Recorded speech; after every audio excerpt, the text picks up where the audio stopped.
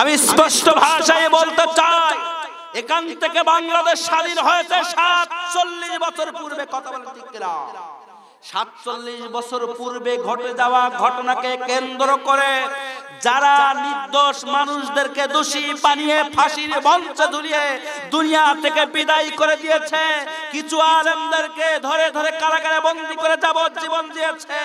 আল্লাহর কসম করে বলি, যদি 47 বছর পূর্বে ঘটে যাওয়া ঘটনাকে কেন্দ্র করে এই তথ্যগুলো হয়, এইগুলো মানুষগুলোকে ফাঁসির মঞ্চে ঝোলাতে হয়, দুনিয়া থেকে বিদায় করতে হয়, তাহলে যে ব্যক্তি ক্ষমতায় আছে উনি ক্ষমতা থাকাকালীন এই যে শাপলা চত্বরে হেফাজত ইসলাম হত্যা হলো, আমার পিলখানা ভাইরা হত্যা হলো, জীবন দিতে হলো, এদের বিচার 100 বছর পরে হলো এই বাংলার মাটিতে হবে। কথা বলেন ঠিক কিনা?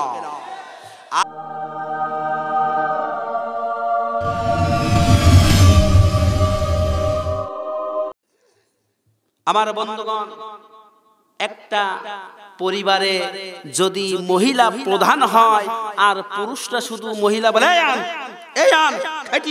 খেটিয়ান, ও যা বলবে তাই, ওই পুরুষের যদি দাম না থাকে ওই পরিবারের ভিতরে, বলেন তো ওই পরিবারে ওই পুরুষই বাঁচার কোনো দরকার আছে? তার কোনো জাতমান থাকে? ও পুরুষ না ওই হিজড়ার থেকেও খারাপ। সম্মানিত হাজিরিন, যেমন এক পরিবারে 5 জন পুরুষ আর 3 জন মহিলা, তার ভিতর থেকে একজন মহিলা বলল, আমি যা বলবো আজকে থেকে তোমরা তাই শুনবা। আপনারা শুনবেন? আপনাদের বাড়ি আল্লাহ যদি আজকে বলে আজকে আমি যা বলবো তাই শুনবা, রাজি শুনবেন? যদি শোনেন তাহলে দেখা যাবে ওই পরিবারটা সুষ্ঠুভাবে চলতে পারে। যার স্বামী মারা গেছে সে আলাদা বিষয়। পুরুষ বেঁচে থাকতে যদি কোনো মহিলা সংসারের মাতব্বর হয়, ওই সংসার সুষ্ঠুভাবে চলে। আর পুরুষরা যদি ওই মহিলার কথা শুনি চলে, লোকজন কি বলবে? হ্যাঁ, বলে বউ পাগল। যে পরিবারের প্রধান হয় মহিলা, সেই পরিবার সুষ্ঠুভাবে চলতে। এখন আমার বাংলাদেশের সংসদ ভবনে কতজন সদস্য আছে? কথা বলে 300 সদস্যের ভিতরে কতজন মহিলা? হ্যাঁ, আর পুরুষ কজন? পুরুষ বেশি না? পুরুষ বেশি না? এখন পুরুষ বেশি আর মহিলা কম, কিন্তু প্রধানের যে দায়িত্ব আছে কি মহিলা না পুরুষ? কথা বলতে হবে মহিলা। এখন ওই প্রধান মহিলা যা বলছে বাকি পুরুষগুলো শুধু বলছে তাই, বাকি পুরুষগুলো বলছে তাই, বাকি পুরুষগুলো বলছে তাই। কথা বলে ঠিক না? এখন আপনার পরিবারে আপনার বউ যদি প্রধান হয়, আপনাকে বলে আজকের থেকে যা বলবো তাই শোনা লাগবে, আমি যদি শুনতে নারাজ হই, শুনতে যদি বাধ্য না হয়, কারণ শুনলেই যেমন আমাদের পরিবারটা সুষ্ঠুভাবে চলবে না, ঠিক তেমনি আজকের সংসদ ভবনে যে সকল পুরুষ নেতা রয়েছে মহিলাদেরকে নেতৃত্ব মেনে নিয়ে তারা দেশটাকে চালাচ্ছে, বলেন তো এই দেশ নামক পরিবার সুষ্ঠুভাবে চলবে? আওয়াজ তুলে বলেন চলবে? চলবে না। সম্মানিত হাজিরিন, কিন্তু হক কথা বলা যাবে, বললেই কি বললে সমস্যা। এই বাংলাদেশে চট্টগ্রামের 8 আসনের একজন নেতা ছিল মঈনুদ্দিন খান বাদল, নাম শুনছেন? এই মঈনুদ্দিন খান বাদল কিছুদিন পূর্বে মারা গেছে না? মারা গেছে চট্টগ্রামে। মারা যাওয়ার পরে লক্ষ লক্ষ মানুষ তার জানাজায় শরীক হলো। আরে বাবা, পুলিশ বিডিআর আর্মি যারা ছিল শুধু ছেলে দেশে না, দেশে ফুল দিয়ে একেবারে রাষ্ট্রীয় মর্যাদায় তাকে দাফন করা হলো, খুব ভালো হলো। কিন্তু ওই লোকটি মারা যাওয়ার পরে আলেমদেরকে ডাকা হলো, ভাই এসে জানাজা পড়াও, হুজুর জানাজা পড়াও। হুজুর বলছে আমি পড়াবো না।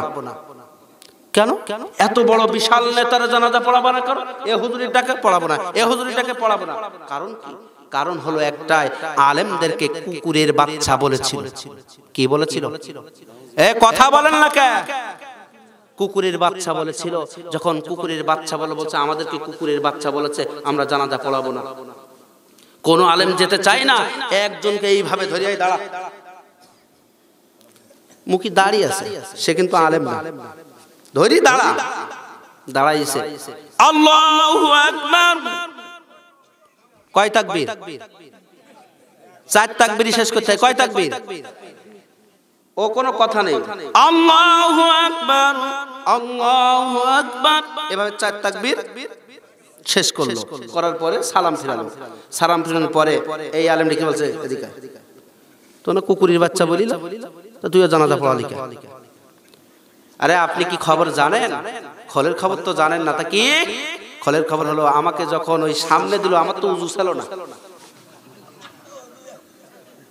আমার উজু ছিল না, এখন সামনে দেশ তো কিছু বলতেও পারছি না, তাই আল্লাহু আকবার বলে হাত বাঁধলাম। বাঁধার পরে আমি বললাম, আল্লাহ যেভাবে আলেমদেরকে কুকুরের বাচ্চা বলে গালি দিয়েছে, আল্লাহ কুকুর যেমন কোনো কিছু খায়, মরা পশু পাইলে যেমন খাবলায় হন্যে হয়ে যায়, ও আল্লাহ আলেমদেরকে কুকুরের বাচ্চা করে বলেছে, সমতুল্য করেছে, কুকুরের সাথে সামঞ্জস্য করেছে।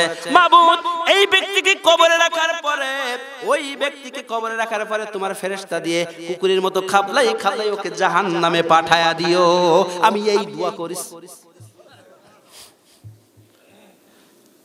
এখন এই কথা বলার পরে আমি ওই বাদলের কথা মেনে নিলাম। আলেমেরা কের বাচ্চা? কুকুরের বাচ্চা। কের বাচ্চা? ওর কথাই আমি মেনে নিলাম। আলেমেরা হলো কুকুরের বাচ্চা, এটা মেনে নিলাম। আমার বন্ধুগণ, ভাইয়েরা আমার, আলেমেরা যদি কুকুরের বাচ্চা হয় 10 সেকেন্ডের জন্য মানলাম। এখন বলেন তো আল্লাহর হাবিব কি বলেছেন? আল উলামাউল ওয়ারাসাতুল আম্বিয়া, নবীগণের ওয়ারিস কারা? কথা বলে আলেমেরা। এখন এই কথা বলার পরে এখন বন্ধুগণ, ভাইয়েরা আমার, এখন যদি কেউ নবীর বিরোধিতা করে, তারা কার বিরোধিতা করলো? আর যারা আলেমের বিরোধিতা করলো, তারা কার বিরোধিতা করলো? নবী এবং আল্লাহর বিরোধিতা করলো। যেহেতু নবী বলেছে আল উলামাউল ওয়ারাসাতুল আম্বিয়া, নবীগণ বললেন আমার ওয়ারিসগণ হলেন আলেমগণ। এখন এই কথা বলার পরে আলেমদের বিরোধিতা, ওই বাদল বলল আলেমেরা কুকুরের বাচ্চা। 10 সেকেন্ডের জন্য মেনে নিলাম। নেওয়ার পরে কি হলো আমার বন্ধুগণ, ভাইরা আমার, এখন ওর কথা অনুযায়ী যদি আলেমেরা কুকুরের বাচ্চা হয়, ওর মা বাবার বিয়ে হয়েছিল কিনা? হয় না? আচ্ছা বলেন তো, এই বিয়ে পড়ায় কারা? আর যখন ওই সন্তান হয় আজান দেয় কারা? হ্যাঁ, আলেমেরা। মুয়াজ্জিন যেই হোক, সে তো আলেমের সমতুল্য। আমার বন্ধুগণ, ভাইরা আমার, এখন তাহলে যিনি বিয়ে পড়ান আর যিনি আজান দেন, তিনি হচ্ছেন একজন আলেম, ঠিক কিনা?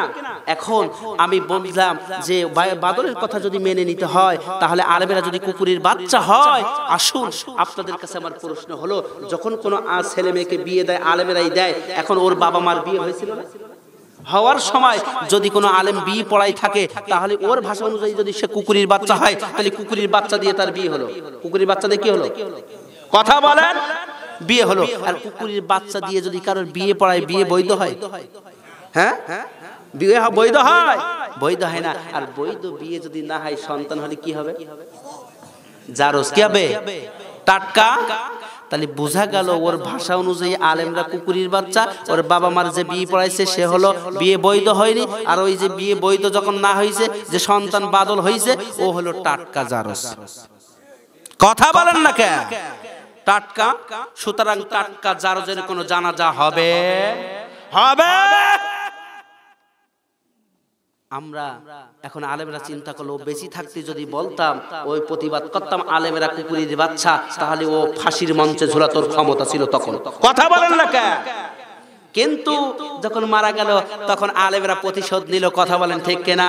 আমার ভাইরা, আমার বন্ধুগণ, যে কথা বলতেছিলাম, কালিমা তয়বা পড়ে ঈমান আনতে হবে। আসুন কালিমা তয়বা আমরা পড়ে নেই। মসজিদে, খানকায়, বিভিন্ন জায়গায় আমরা কালিমা তয়বা পড়ি, লা ইলাহা ইল্লাল্লাহ, লা ইলাহা ইল্লাল্লাহ। চরমনার পীর বলে ইল্লাল্লাহ, ইল্লাল্লাহ, ইল্লাল্লাহ, ইল্লাল্লাহ, ইল্লাল্লাহ। আরে নেই কোনো আল্লাহ, নেই কোনো আল্লাহ, নেই কোনো আল্লাহ, নেই কোনো আল্লাহ। যদি কেউ এই জিকির করে, আল্লাহর কসম, সে ঈমানদার থাকতে পারবে না। এখন আপনার এইটা হাত না, ভালো করে বুঝবেন এটা কি। এখান থেকে কেটে দিলাম, এখান থেকে কেটে দিলাম, এইটুকু আছে, এইটুকু কাজে লাগবে। কথা বলে, এইটুকুর কোনো মূল্য আছে? কেন মূল্য নাই? এটা তো হাত, মূল্য নাই কেন? তাহলে লা ইলাহা এটা বাদ দিল, মুহাম্মাদুর ওটা বাদ দিল, ইল্লাল্লাহ, ইল্লাল্লাহ, ইল্লাল্লাহ। মূল্য আছে?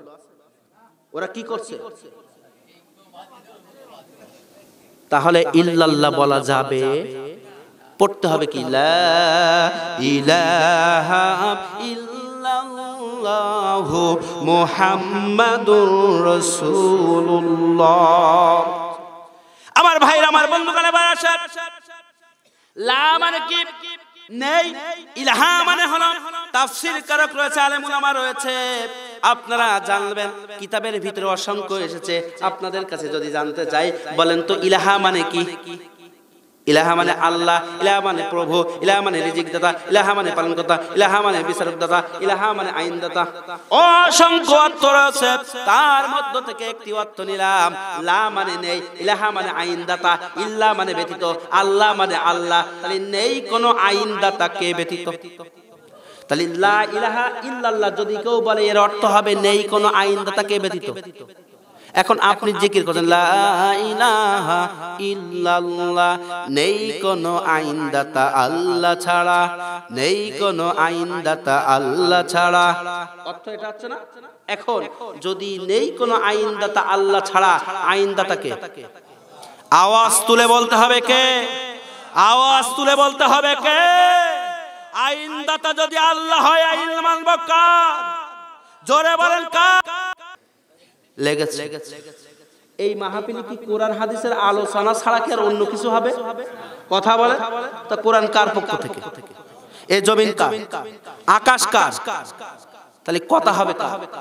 তাহলে আল্লাহর জমিনে থেকে কোরআনের কথা বলার জন্য তার পক্ষ থেকে যে বিধান আসলো, সেই বিধানের কথা প্রচার করার জন্য যদি মানুষের কাছ থেকে অনুমতি নিতে হয়, এখানে আল্লাহর আইন মানা হলো। তাহলে আমি বলতেছি লা ইলাহা ইল্লাল্লাহ, নেই কোনো আইনদাতা আল্লাহ তুমি ছাড়া, অথচ মানতেছি আইনদাতা আল্লাহ না, মানছি মানুষকে।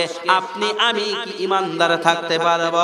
ইমানদারের সংজ্ঞা হলো, আল্লাহর হাবিব বললেন, যে ব্যক্তি অন্তরে বিশ্বাস করলো, মৌখিক ভাবে বলল এবং কাজেই পরিণত করলো, সেই ব্যক্তি ইমানদার। তাহলে আইনদাতা আল্লাহ, আইন মানবো কার? জোরে বলেন কার? আর মানছি কার? হ্যাঁ, মানছি কার? সম্মানিত হাজিরিন, মানছি মানুষের। সুতরাং আমি কিন্তু ইমানদার নেই। কথা বুঝতে পারছেন? যদি আপনি মানুষের পারমিশন না লাগে, আপনি কোরআনের জলসা করবেন একমাত্র আল্লাহকে ভয় করে, আল্লাহর হুকুম বাস্তবায়ন করার জন্য। যদি আপনার জীবন চলে যায়, তারপরও আপনি পিছু পা হবেন না। আল্লাহকে ভয় করে যদি আপনি আগায় যান, আপনি আল্লাহর হুকুম মানলেন, আপনি আল্লাহর আইন মানলেন। এই জন্য আল্লাহ পাকের ইমানদার তখন হতে পারবে। বন্ধুগণ, আমার ভাইরা আমার, তাছাড়া ইমানদার হওয়া যাবে? যাবে না।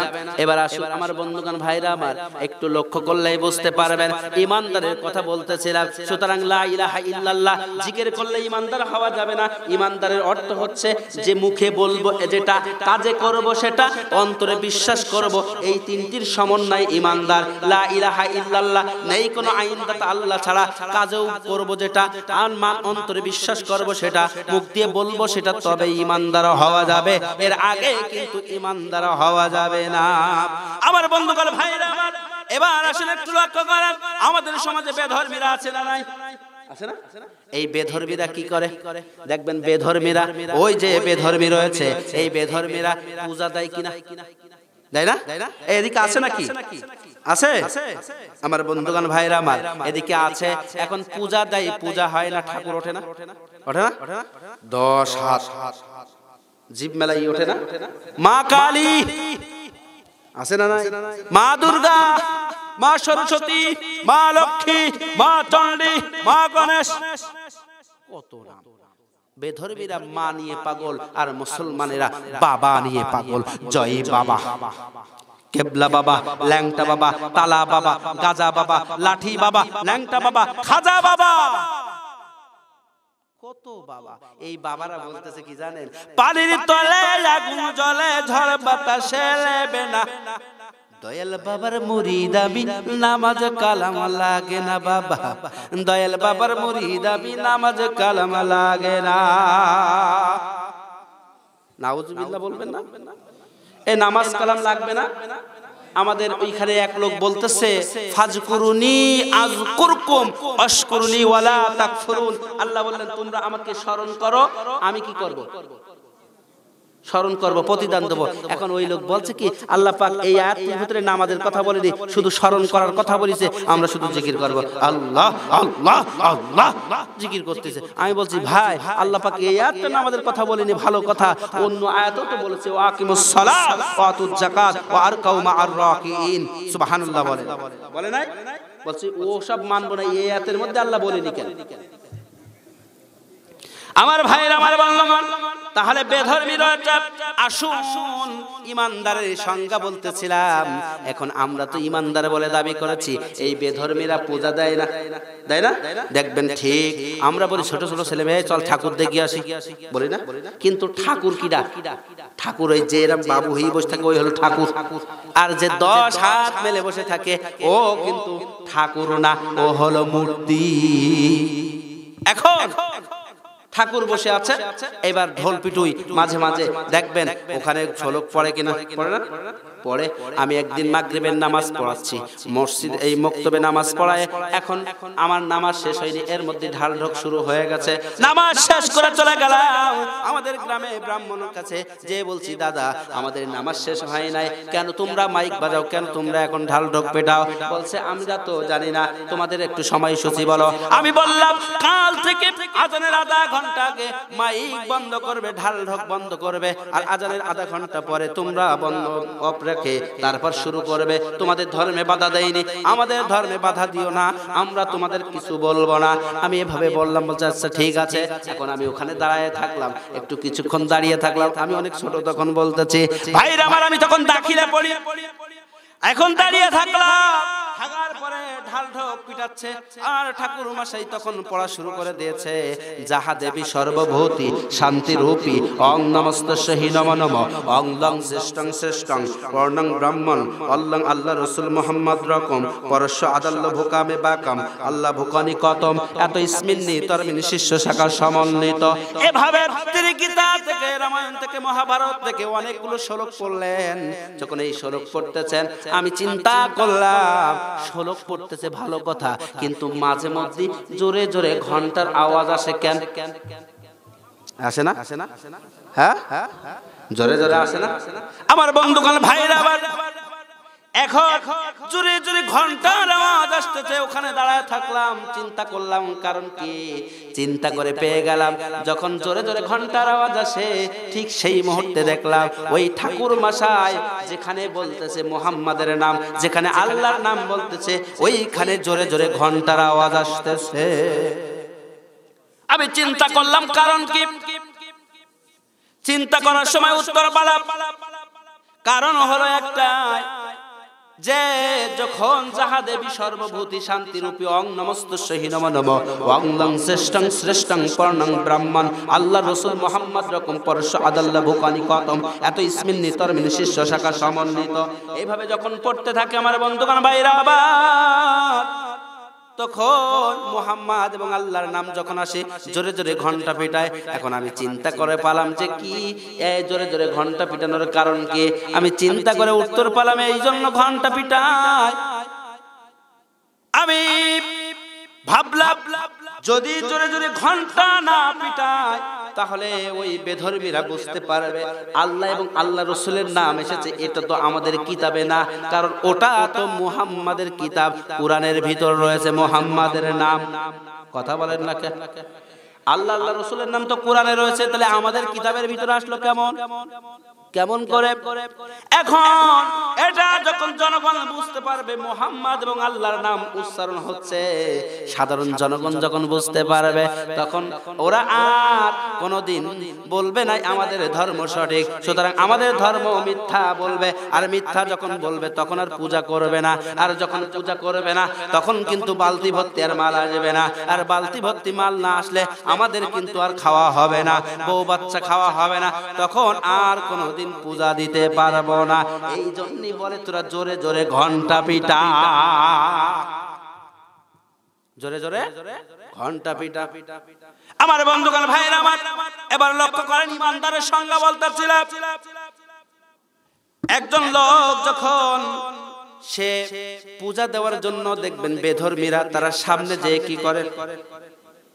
করে না এই হাত দুখানা মাথা নিচু করে হাত দুখানা কপালে নিয়ে এভাবে নোয় না পাশে তো মন্দির আছে আপনারা ভালো জানেন।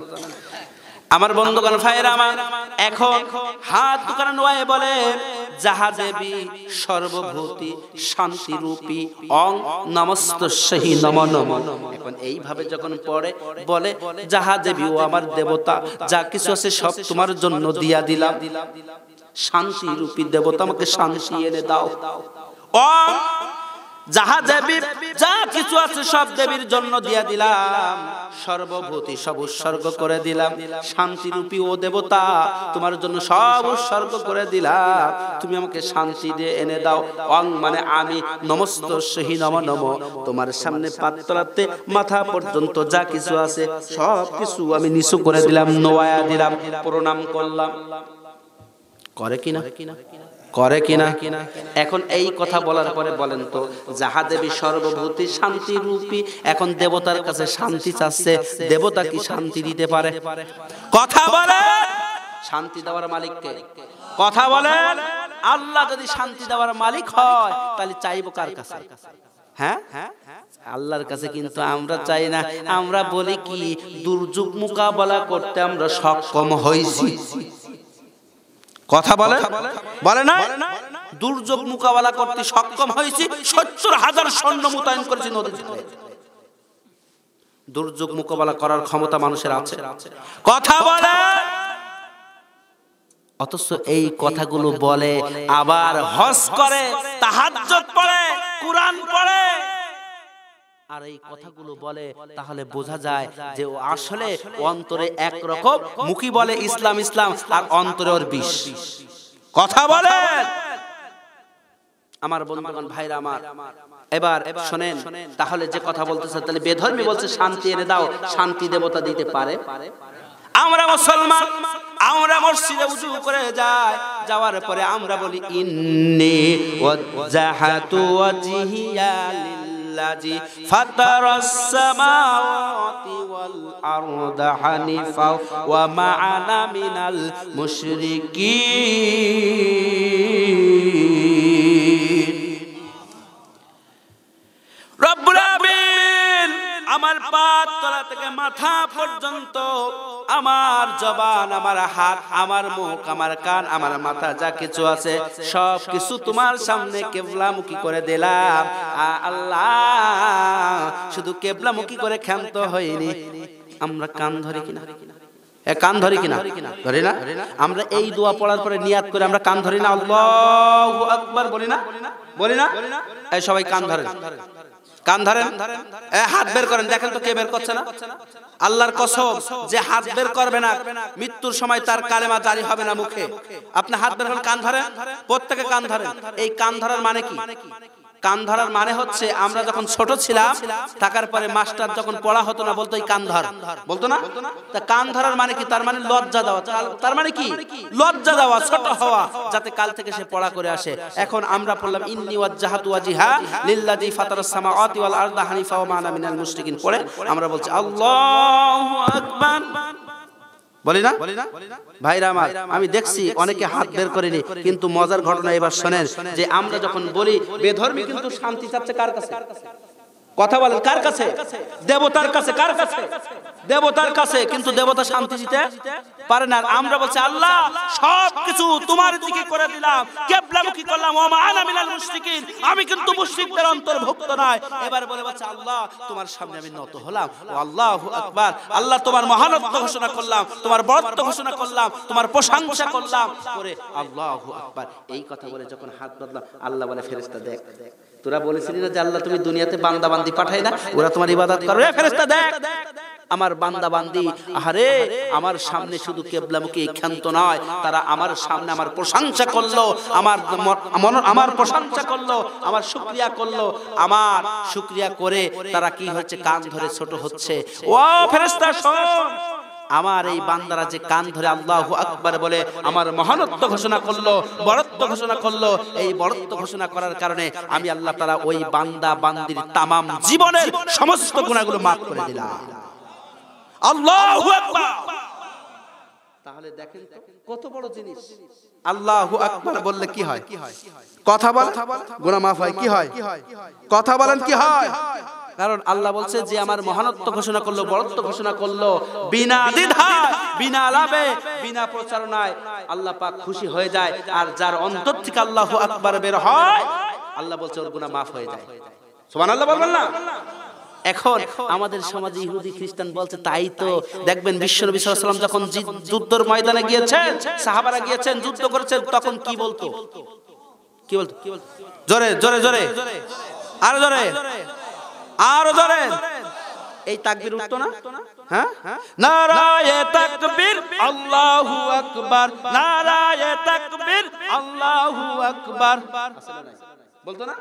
এখন এই তাকবীর ধ্বনি দিত সাহাবারা যখন এইভাবে তাকবীর আল্লাহু আকবার, যখন এই তাকবীর ধ্বনি দিত তখন কাফের বেঈমানেরা মুসলমানদেরকে ওই তাকবীর ধ্বনি শুনে তারা ভয়ে মাঠ ছেড়ে পালাতো। কথা বলে পালাতো না? পালাতো। এখন ইহুদিরা চিন্তা করলো, বেধর্মীরা চিন্তা করলো মুসলমানদের তো তেমন অস্ত্র নেই। অস্ত্র কাদের এখন? সব বেধর্মীদের। কাদের? ইহুদির খ্রিস্টান নাসারাদেরকে। অস্ত্র তো মুসলমানদের নেই। মুসলমানদের এর থেকেও বড় অস্ত্র আছে, সেটা হলো আল্লাহু আকবার। কি সে বড় অস্ত্র? কি? আল্লাহু আকবার। এখন এই বড় অস্ত্রকে যদি এই অস্ত্রের কাছে ওদেরকে পরাজিত করাতে হয়, আমাদের কাছে ওদেরকে হারাতে হয়, তাহলে এই অস্ত্র ওদের থেকে দূরে সরাতে হবে। কি করতে হবে? কথা বলে দূরে সরাতে হবে। আমার বন্ধুগণ ভাইরা আমার, এখন দূরে যখন সরাতে হবে, এবার কি করলো? দূরে সরার জন্য ষড়যন্ত্র শুরু করে দিল। আমাদের বাংলাদেশের মুসলমান আগে কিন্তু দেখবেন মিছিল হলে, কোনো কিছু হলে কি বলতো? নারায়ে তাকবীর আল্লাহু আকবার বলতো না? বলতো না? বলতো। কিন্তু দেখবেন যখন প্রতিশোধ নেওয়া শুরু করলো, একজন বাপের প্রতিশোধ নিতে নিতে নিতে নিতে নির্দোষ মানুষগুলোকে কি করলো? বিদায় করলো।